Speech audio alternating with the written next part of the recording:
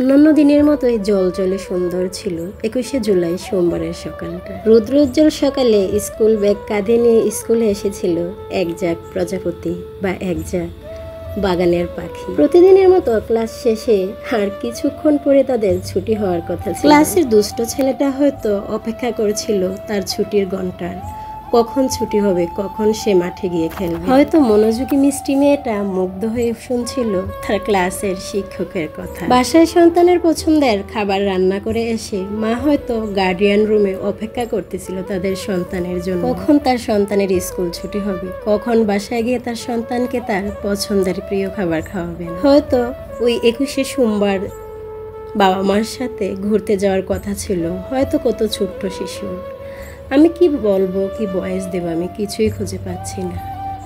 শুধু একটাই কষ্ট, আমরা কোথায় বাস করি, কোন দেশে বাস করি, কোথায় আমরা নিরাপদ?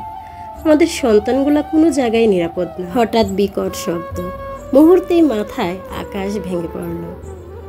কিছু বুঝে ওঠার আগেই আকাশ থেকে নেমে এলো বিমানরূপী এক মহাদানব। আগুনের কুণ্ডুলি আর ধোঁয়ায় ডেকে গেল চারপাশ। চারদিকে উদ্বেগ, উৎকণ্ঠা, আতঙ্ক, চারদিকে আত্মচিৎকার আর কান্নার আওয়াজ। সাজানো বাগানটা না হয়ে গেল একটা ধাও ধাও আগুনের বাগান। ছোট ছোট ফুলে ভরা আস্ত বাগানটা তছনছ হয়ে গেল। কিছু বুঝে ওঠার আগে ঝরে গেল বাগানের অনেকগুলো নিষ্পাপ ফুল।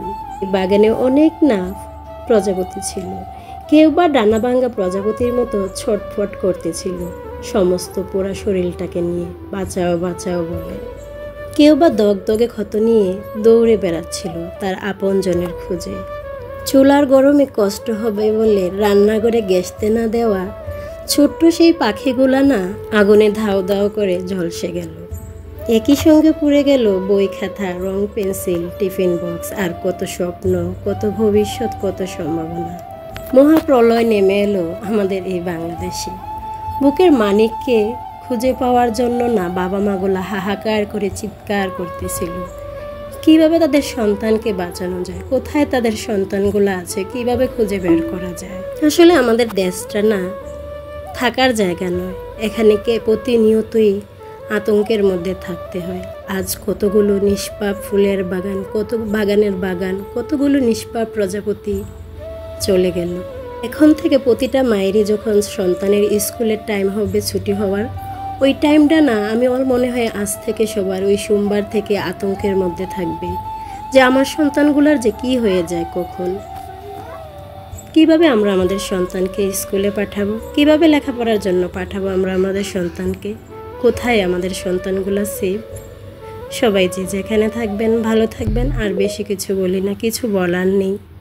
সবার জন্য মনের থেকে অনেক অনেক অনেক দোয়া। সবার সন্তানকে আল্লাহ হেফাজতে রাখুক, ভালো রাখুক, সুস্থ রাখুক। যারা চলে গিয়েছে তাদেরকে আল্লাহ জান্নাতের সর্বোচ্চ মাকাম দান করুক, শহীদি মর্যাদা দান করুক, তাদের বাবা মাকে সুখ সইবার ধৈর্য দান করুক, তৌফিক দান করুক, আমিন। সবাই আমার জন্য দোয়া করবেন। আজ এখানে আবারও দেখা হবে নতুন আরও একটি ভিডিওতে। আল্লাহ হাফেজ।